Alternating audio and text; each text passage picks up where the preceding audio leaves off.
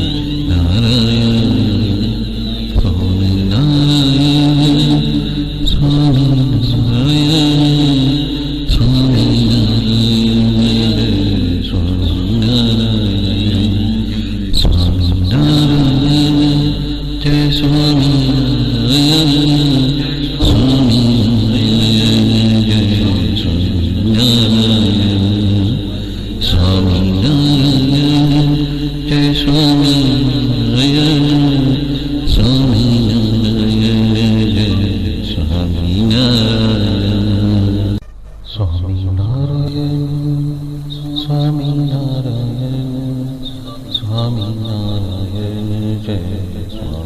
नारायण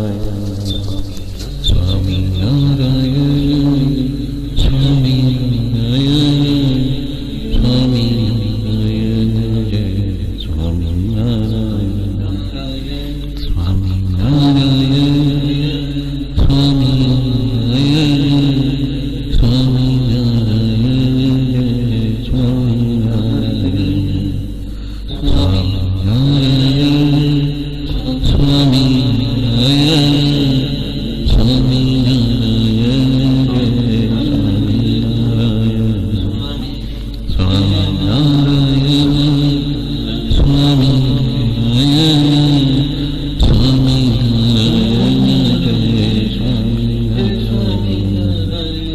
स्वामी नारायण स्वामी नारायण स्वामी नारायण जय स्वामी नारायण स्वामी नारायण जय स्वामी नारायण स्वामी नारायण जय स्वामी नारायण स्वामी नारायण स्वामी नारायण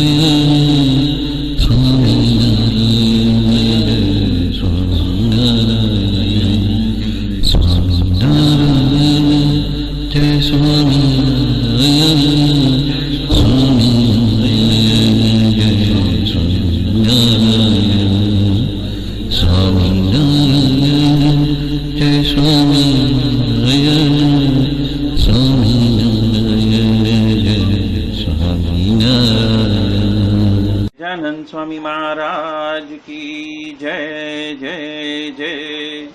धाम धामी मुक्तों की जय जय जय। सर्वगुणातीत स्वरूपों की जय जय जय। मुक्ताक्षर पुरुषोत्तम की जय जय जय। जे उत्पत्ति तथा स्थिति लय करे वेदो स्तुति उच्चरे। जे नारोम सुछिद्र माणु समा ब्रह्मांड कोटि फरे। माया काल रवि शशि सुरगणो आज्ञान लोपेक्षण। एवाक्षरधाम नाधिपति श्री स्वामी नारायण। वाणी अमृत थी भरी मधुसमी संजीवनी लोकमा। दृष्टि मां भरी दिव्यता निरखता सुदिव्य भक्तो बधा। हेत भर्यु मीठू जननीसु नेहास्य मुखे वस्यो। ते श्री ज्ञान जी योगीराज गुरु ने नीते नमो भावसु। जेनी अमृत वाणी तो वही रही साक्षात महिमा रूपे। जेनी ब्राह्मी स्थिति अहोलिन करे शुभव्य अक्षर पदे। शरणागत निज अल्प जीव सहुना श्रेयार्थ तत्पर रहे। काका स्नेहल सिंधु दिव्य विभुने हय्यो तो वंदन करे। जेछे शांत प्रशांत सागर समा साधु गुणे जे शोभता। जेना दर्शन ने समागम थकी शांति सहु पामता। जेछे मानस पुत्र काका जिना ने भजन मालिन रहे। एवा साधक वृंद ना गुरु सूरत वंदन भरत भाई ने। भक्ति सभर गुलतान थईने महापूजा जे करे।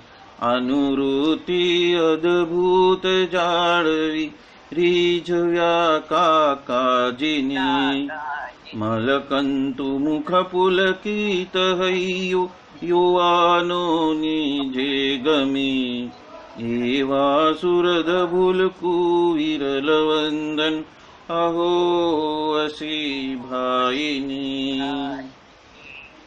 બ્રહ્મરૂપ નિજને માનતા વળી શ્રીજી હૈયે ધારતા ये मस्त रहीने प्रभु भजन मा सुरद भाव धारता महिमा सभर दासत्व छल के जीवन माचे सजता काका स्वरूप दिन कर विभु संभारवा धन्यता बोलो सहजानंद स्वामी महाराज नी जय जय जय। यत्सत्येन जगत्सत्यं यत्प्रकाशेन भाति तत् यदानन्देन नन्दन्ति तस्मै श्री गुरुवे नमः।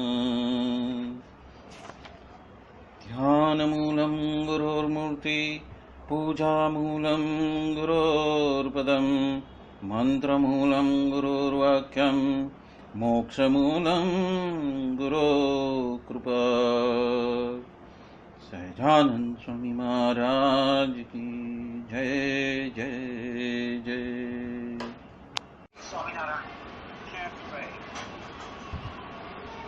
सहजानंद स्वामी महाराज की जय जय जय। धाम धामी मुक्तों की जय जय जय। सर्वगुणातीत स्वरूपों की जय जय जय। सद्गुरु श्री गोपालानंद जी की बातें, प्रकरण 5, मुक्त के भेद की बातें और बात 66वीं। ये बात 66वीं हमने लास्ट टाइम लिया था। हमने 5 प्रकार के मुक्त के भेद देखे।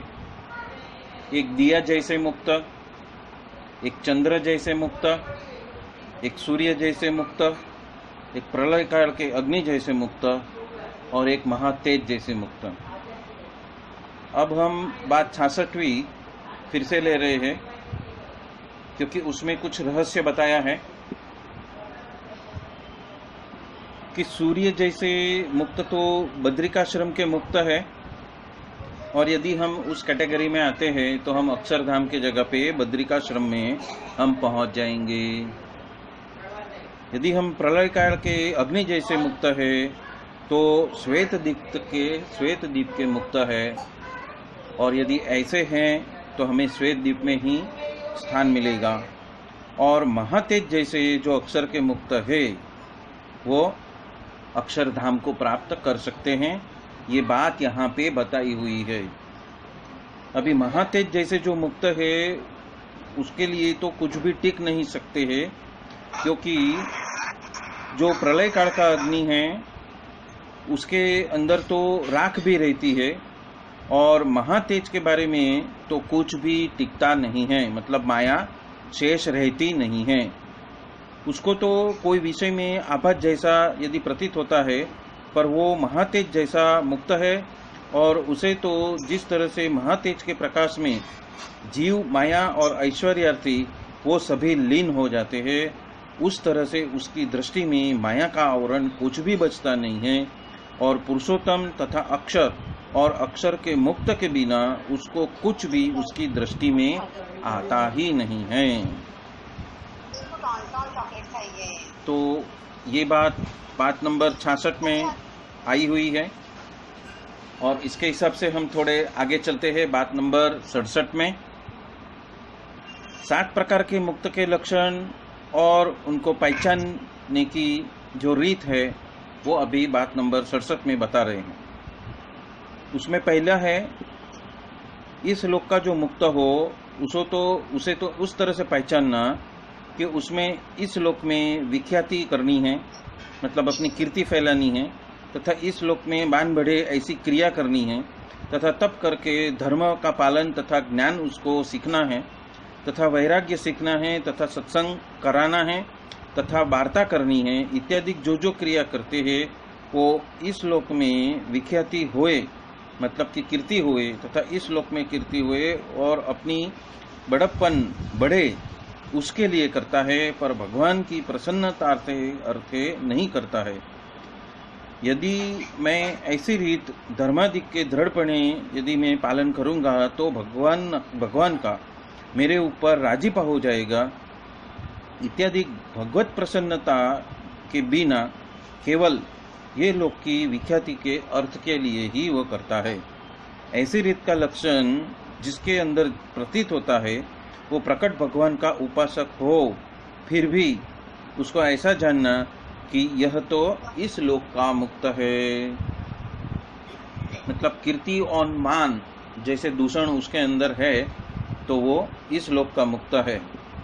अभी दूसरा, देवलोक का मुक्त है उसको कैसे पहचानना कि देवलोक का मुक्त हो तो उसकी ऐसी क्रिया हो जो अच्छे अच्छे रमणीय पदार्थ भुगतने के लिए तथा वाजिंत्र बजा के गाना वगैरह सीखने के लिए या फिर गाना गाने के लिए या तो सुनाने के लिए तथा भारी भारी काव्य की रचना करने के लिए तथा भारे भारे राग वाले श्लोक बोलना तथा सूक्ष्म वस्त्र रखना तथा बच्चों की सोबत रखनी उपरांत बरोबरिया की सोबत रखनी तथा रजोगुणी मनुष्य के मार्ग के ऊपर ही हेत रखना इत्यादि जो क्रिया जो कही है उस क्रिया का जो मुख्यपना हो और भगवान का गौणपना हो ऐसी रीत के जो लक्षण हैं जिसके बारे में ऐसा लक्षण प्रतीत होता है तो ऐसा जानना कि ये देवलोक का मुक्त है।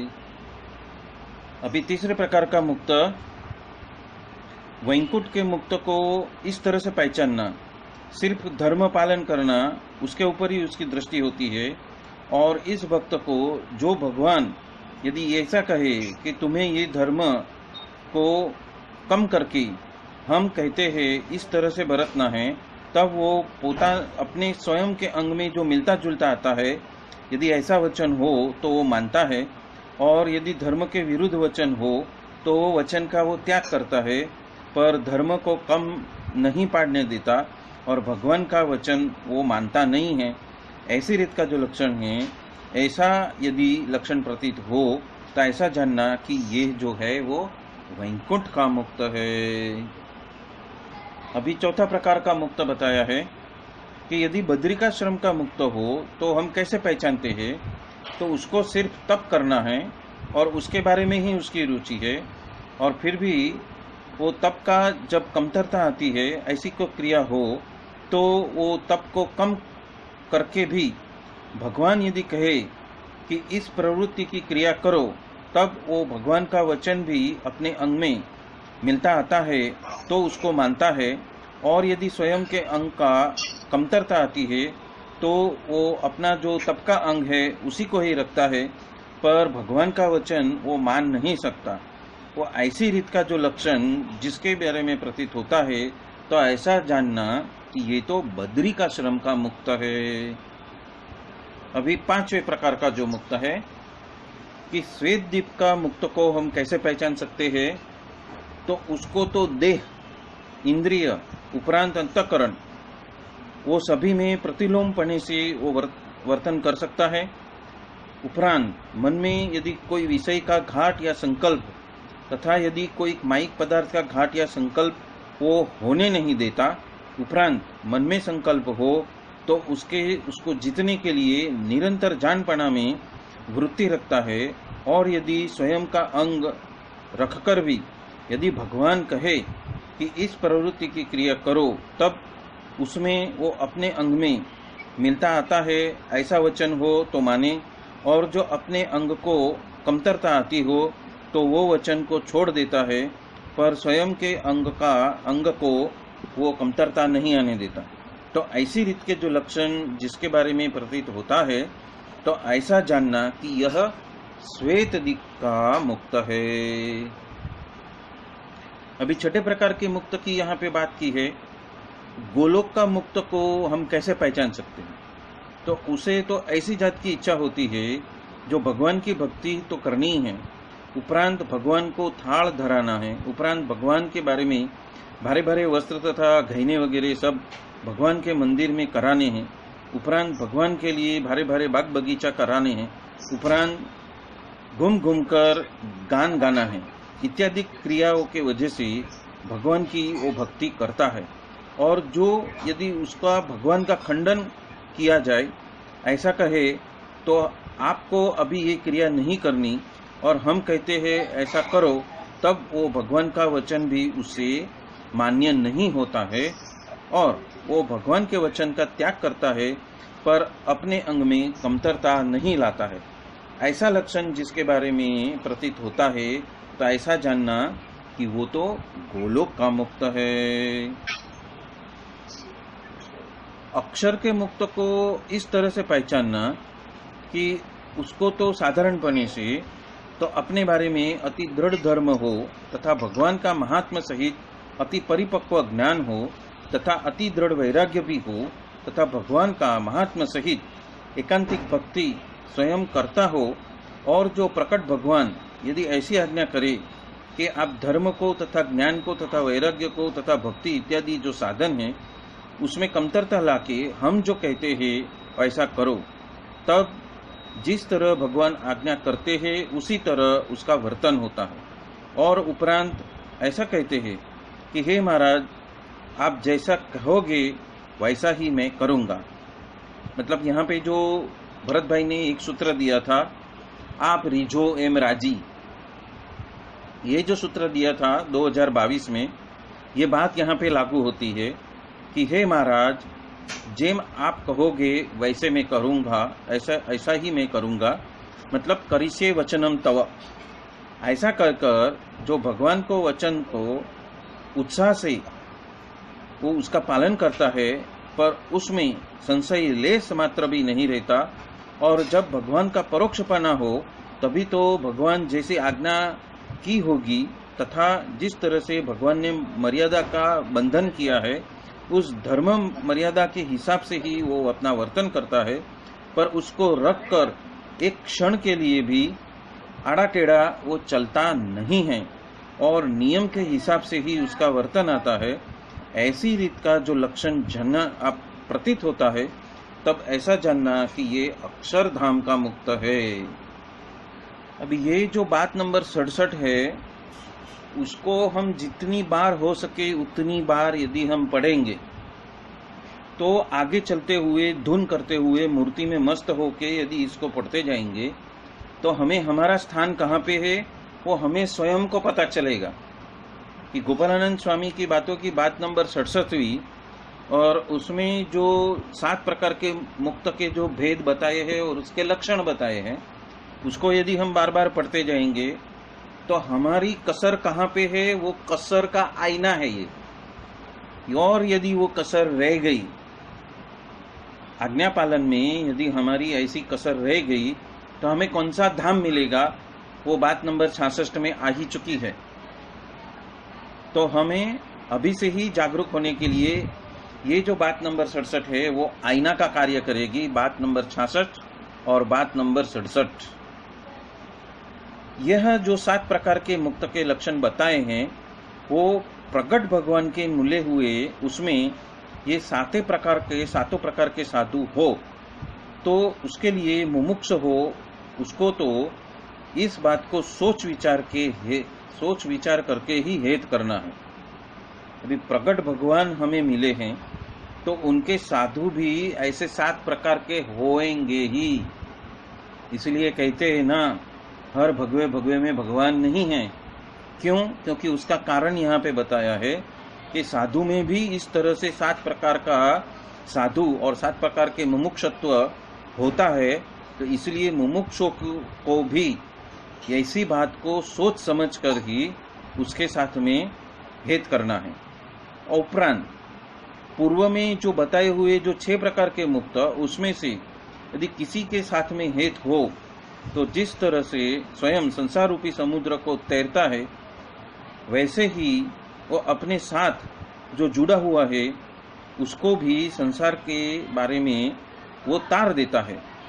पर पृथ्वी का जो दृष्टांत है, जो भगवान की मूर्ति, उसके बारे में वो अंदर घुसने नहीं देता। और अक्षर के मुक्त साथ में हेत यदि किया भी हो तो किस तरह से वो भगवान में अपना चित्त को जड़ सकता है। तो जिस तरह से 1000 मन का जो पाना है उसका साथ में 1 मन का पाना यदि बांध दिया हो तो तत्काल वो पृथ्वी में वो चिपका देता है। उसी तरह से अक्षर के मुक्त के साथ में यदि उसका जुड़ान हुआ हो तो उसको जिस तरह से सुस्ता है ऐसा आवरण हो तो भी उसको तोड़कर वो भगवान की मूर्ति में जोड़ता है। मतलब यहाँ पे मुक्त को क्या करना है उसका एक लक्ष्य बताया है कि हमें किसी भी प्रकार के अक्षर मुक्त के साथ में हमारा जोड़ान है, हमारी हेत प्रीत है, फिर भी हमें तो मूर्ति में ही जुड़ना है, भगवान की मूर्ति में ही जुड़े रहना है, उसकी प्राधान्यता करनी है, वो बात यहाँ पे कही। और ऐसे पहले कहे हुए ऐसे जो 6 प्रकार के मुक्त, उसके साथ में यदि वो जुड़ गया हो तो कैसी रीत से वो संसार में तार सकता है। तो जिस तरह 1000 मन का जो लकड़ा हो, उसके साथ में यदि 1 मन का पाना हमने बांध दिया हो, तो पाना भी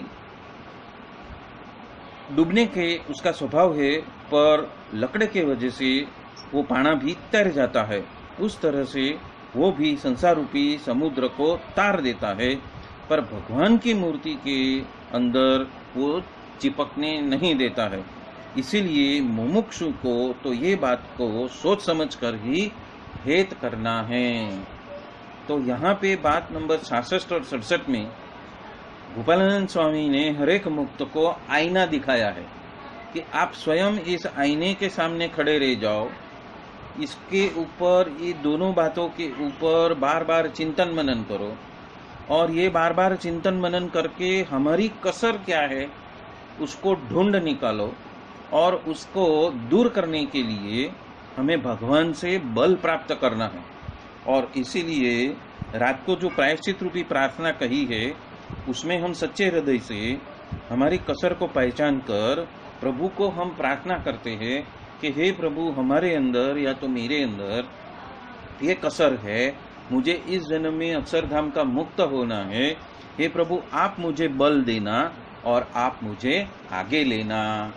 और ऐसी प्रार्थना करोगे तो जो प्रगट सत्पुरुष आपके हृदय में विराजमान है, जिसको आपने प्रकट किया है, जिस मूर्ति को आपने हृदय में प्रकट किया है, वो मूर्ति अंतर्यामी है, वो आपको हमेशा ही सुन रहा है। और जो वो हमारी प्रार्थना सुनते हैं तो उसके हिसाब से आपका जो हित है वही हिसाब से आपको आगे लेके जाएंगे। ये बात यहाँ पे गोपालानंद स्वामी हम सबको जता रहे हैं। तो ये हुई बात 67वीं। और हम एक बात हम ले लेते हैं, बात 68वीं।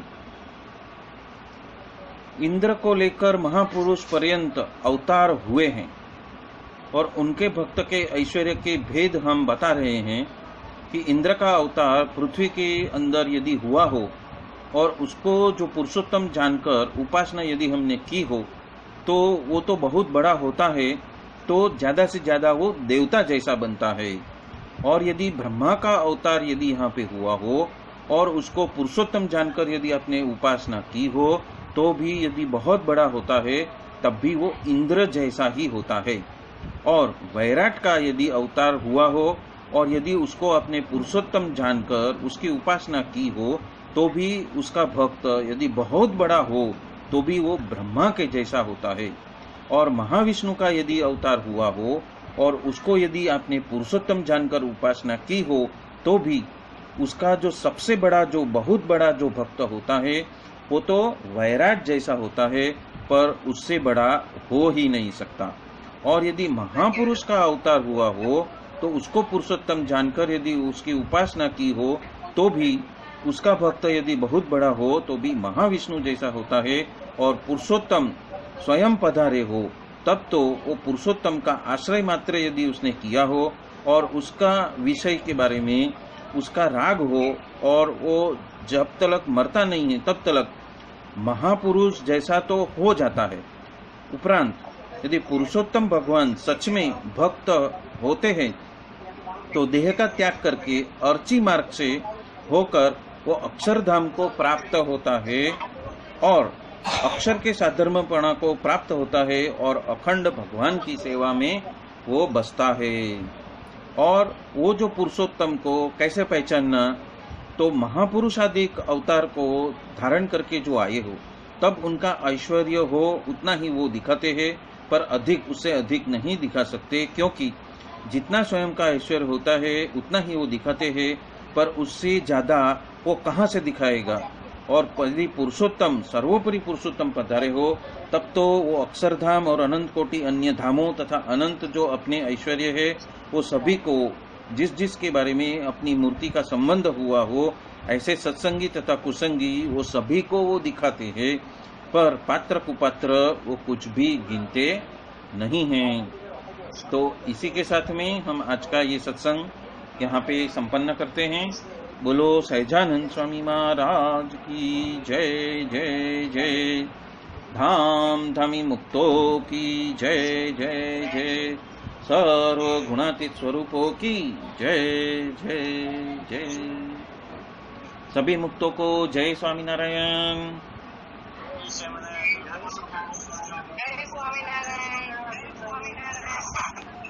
स्वामीनारायण।